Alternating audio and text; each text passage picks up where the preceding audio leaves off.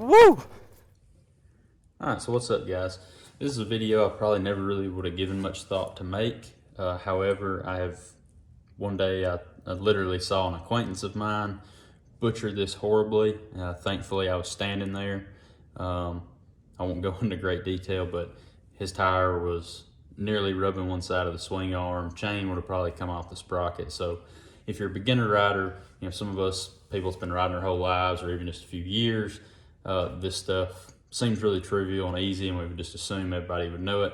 That's not necessarily the case. So we're gonna go over it real quick, and that's how to adjust your chain, like a few tips. So as far as getting the slack in the chain, that's one thing.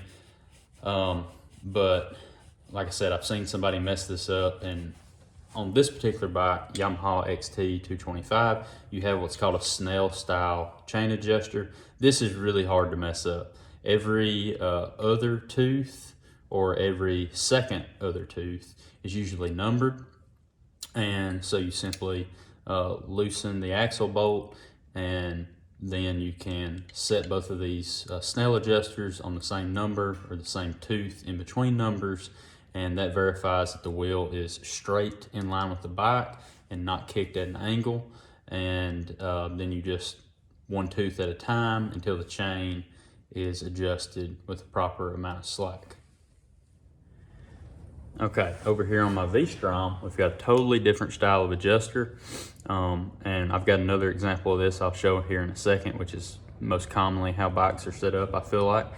So over here, you would loosen the axle nut, and then instead of having the Snell adjuster, you have, in this case, an Allen head bolt, and that bolt runs through a block in the swing arm and can pull that forward and back, therefore pulling the axle shaft and the tire forward and back. Where I saw this with my own eyes, somebody mess it up, is if you have not taken the tire completely off the bike or the wheel to maybe replace a tire, or for some other reason replace brakes or something, if the wheel is straight,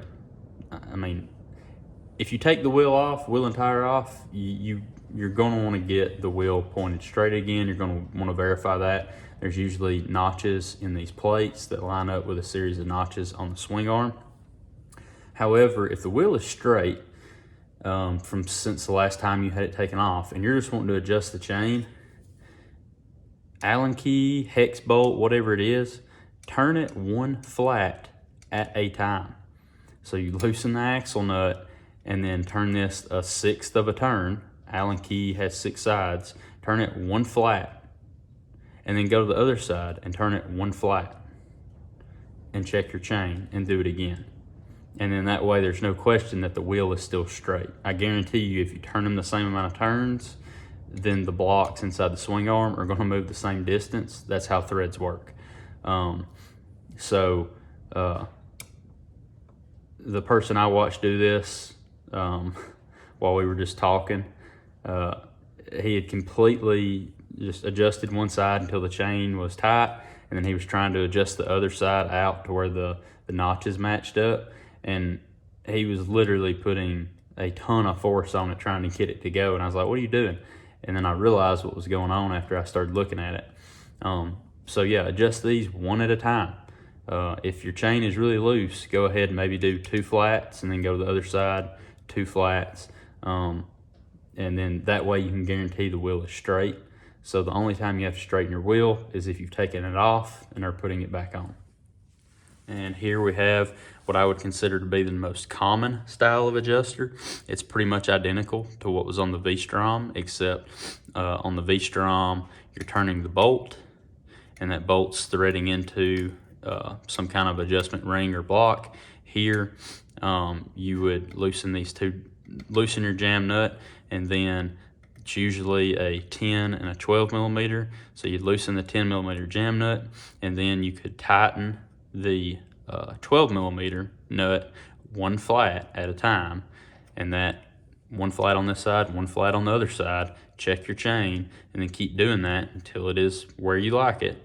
And then that way the wheel stays straight through the entire process. So that way you're not getting your chain the way you want it, and then when you go to tighten up the other side and try to line up the notches, you're not finding that you now have it too tight, you just go one tooth or one flat of a turn at a time per side, check the chain, and when it's where you want it, lock the axle nut back down and you're done.